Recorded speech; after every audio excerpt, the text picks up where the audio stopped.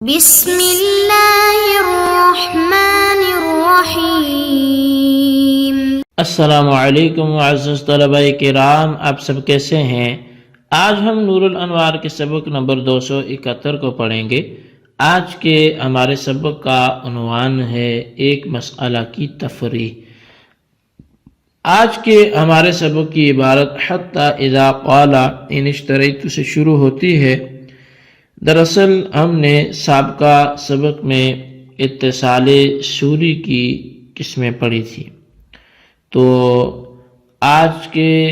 سبق میں ایک تفریعاً مسئلہ ہم پڑھنے کی کوشش کریں گے، اور چونکہ استعارہ طرفین سے جائز ہے یا ناجائز ہے تو اس حوالے سے ہماری بات چل رہی تھی،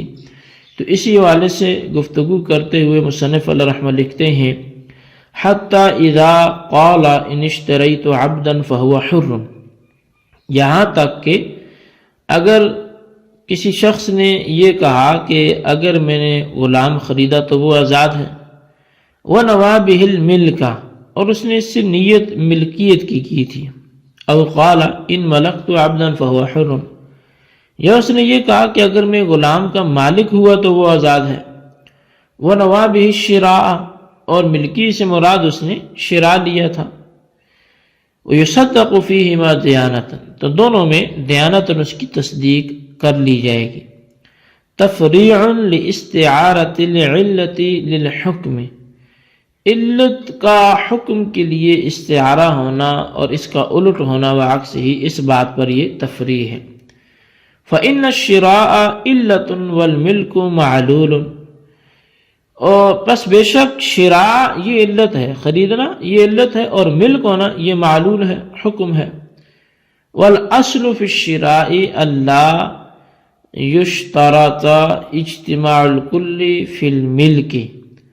اور شراء میں اصل یہ ہے کہ کل کا جمع ہو جانا ملک میں یہ شرط نہ قرار دیا جائے۔ والاصل فی الملک ان یشترط الاجتماع عرفا، اور ملکیت میں اصل یہ ہے کہ عرفاً اجتماع کو شرط قرار دیا جائے۔ فإن اشترى نصف عبد وباعه ثم اشترى النصف الآخر يعتق هذا النصف في صورة الشراء لا في صورة الملك باعتبار المعنى الحقيقي، پس اگر کسی نے نصف غلام خریدا اور بیچ دیا، پھر دوسرا نصف خریدا، تو یہ نصف خریدنے کی صورت میں آزاد ہو جائے گا، نہ کہ ملکیت کی صورت میں معنی حقیقی کا اعتبار کرنے کے ساتھ۔ فإن قال أردت بأحدهما الآخر يصدق في الصورتين ديانة، پس اگر اس نے کہا کہ میں نے ان دونوں میں سے ایک کے ساتھ دوسرے کا ارادہ کیا تو دیانتاً دونوں صورتوں میں اس کی تصدیق کر لی جائے گی، لصحت الاستعارۃ، استعارہ کے صحیح ہونے کی وجہ سے۔ فیعتق نصف العبد الباقی فی صورت ما نوى الشراء بالملک، تو پس جو باقی نصف غلام ہے وہ اس صورت میں آزاد ہو جائے گا کہ جب اس نے ملکیت کے ساتھ جو نیت شراء کی تھی۔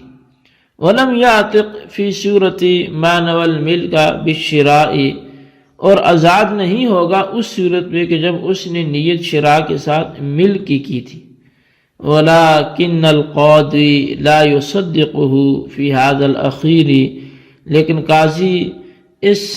آخری مسئلے میں اس کی تصدیق نہیں کرے گا، لِأَنَّهُ نَوَى تَخْفِيفًا عَلَيْهِ، اس لیے کہ اس نے اپنے اوپر تخفیف کرنے کی نیت کی ہے۔ فَيَصِيرُ مُتَّهَمًا فِي هَذِهِ النِّيَّةِ هَكَذَا قَالُوا، پس وہ اس نیت میں متہم ہو جائے گا، اسی طرح فقہاء نے، علماء نے فرمایا۔ جی طلبہ کرام، یہ تھی ہمارے آج کے سبق کی عبارت اور اس کا ترجمہ۔ آئیے اب اس کی وضاحت کی طرف بڑھتے ہیں۔ مصنف نے فرمایا تھا کہ اتصال کی پہلی قسم یہ ہے کہ حکم علت کے ساتھ متصل ہو، جیسے ملک شراء سے متصل ہے، اور اس قسم میں استعارہ طرفین سے جائز ہے۔ اسی پر متفرق کرتے ہوئے فرمایا کہ اگر کسی نے ان اشتریت عبدا فهو حر کہہ کر ان ملکت عبدا فهو حر کا ارادہ کیا، یا ان ملکت عبدا فہو حر کہہ کر ان اشتریت عبدا فہو حر کا ارادہ کیا، تو ان دونوں صورتوں میں دیانتاً قائل کی تصدیق کی جائے گی، البتہ پہلی صورت میں قذان تصدیق نہیں کی جائے گی اور دوسری صورت میں قذان بھی تصدیق کی جائے گی۔ حاصل یہ کہ ملک سے شراء مراد لینے کی صورت میں دیانتاً قذان دونوں طرح تصدیق کی جائے گی، اور اشتراء سے ملک مراد لینے کی صورت میں صرف دیانتاً تصدیق کی جائے گی اور قذان تصدیق نہیں ہوگی، کیونکہ شراء علت ہے اور ملک معلول ہے، اور شراء کے اندر اصل یہ ہے کہ شراء کی صورت میں شے مشترا کے تمام اجزاء کا ایک وقت میں مشتری کی ملک میں جمع ہونا شرط نہیں ہے۔ چنانچہ کہ کسی نے کسی شے کو متفرق طور پہ تھوڑا تھوڑا خرید کیا، یعنی ایک جز خرید کر فروخت کر دیا، پھر دوسرا جز خرید کر بیچ دیا، پھر تیسرا جز خریدا، تو یہ کہا جائے گا کہ یہ شخص اس شے کا مشتری ہے اور اس نے شے کو خریدا ہے،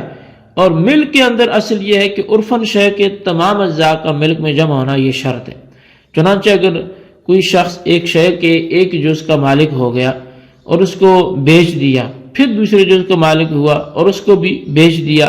پھر تیسرے جز کا مالک ہوا، تو یہ نہیں کہا جائے گا کہ یہ شخص اس شے کا مالک ہے۔ تو اسی ضابطے کے تحت اگر کسی نے ان اشتریت عبدا فہو حر کہا اور پھر ایک غلام کا آدھا خرید کر اس کو فروخت کر دیا، پھر دوسرا آدھا خرید کیا، تو یہ دوسرا آدھا آزاد ہو جائے گا، اس لیے کہ آزاد ہونے کی شرط یعنی غلام کو خریدنا پایا گیا،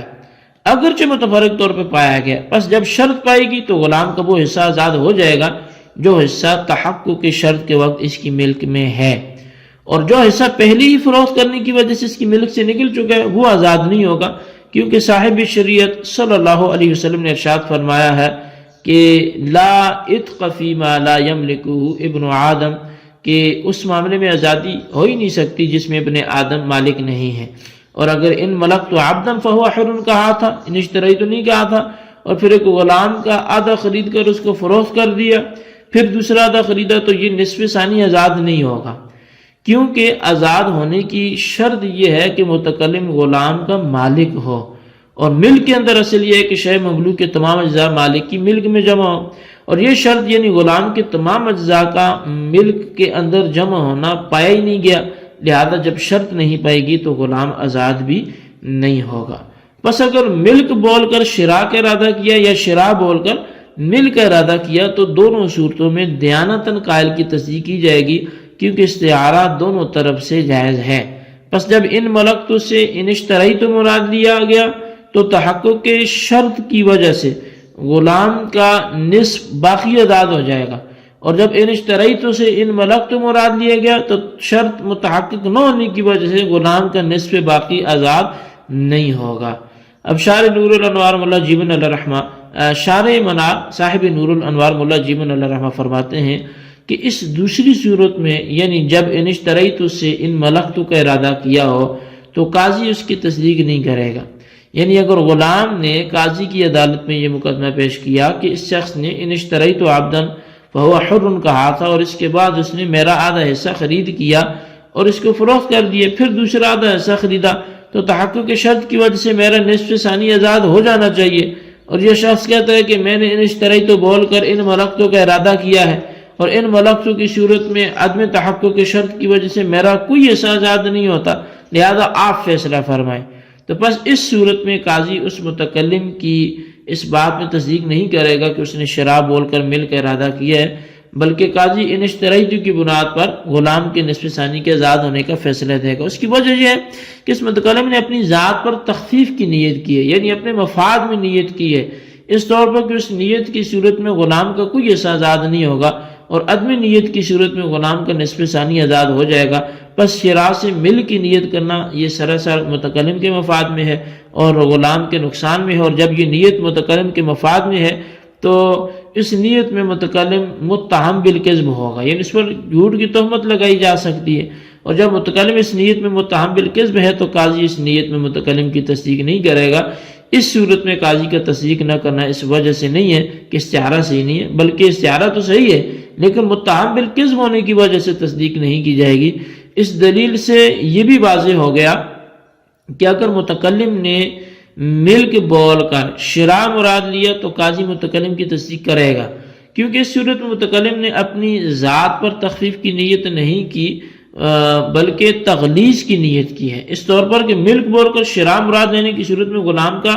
ایک نصف آزاد ہو جاتا ہے اور اس میں متکلم کا نقصان ہے، اور ملک بول کر شراء مراد نہ لینے کی صورت میں غلام کا کوئی حصہ آزاد نہیں ہوتا اور اس میں متکلم کا فائدہ ہی فائدہ ہے۔ بہرحال متکلم جب اپنی اس نیت میں متہم نہیں ہے تو اس صورت میں قاضی اس کی تصدیق کر لے گا اور ان ملکتوں پر ان اشتریتوں کا حکم جاری کر دیا جائے گا۔ جی طلبہ کرام، یہ ہمارے آج کے سبق کی عبارت ترجمہ وضاحت تھی جو آپ نے سنا، اس کو اچھی طرح سمجھے، اس کے خلاصے کو رجسٹر پر لکھیں، بالخصوص ان سوالات کے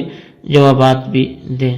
سوال نمبر 1 یہ ہے کہ اگر کسی شخص نے یہ بولا ان اشتریت عبدا فهو حر، تو کیا حکم ہوگا اگر اس نے نصف کر کے خریدا اور بیچا؟ اور سوال نمبر 2 یہ کہ کسی شخص نے یوں بولا ان ملکت عبدا فهو حر اور نصف خرید کے بیچتا گیا تو کیا حکم ہوگا؟ وضاحت کریں۔ اللہ تبارک و تعالیٰ سے دعا ہے جو کچھ ہم نے پڑھا سنا اسے یاد رکھنے کی توفیق نصیب فرمائے، آمین بجاہ نبی الامین صلی اللہ علیہ وسلم۔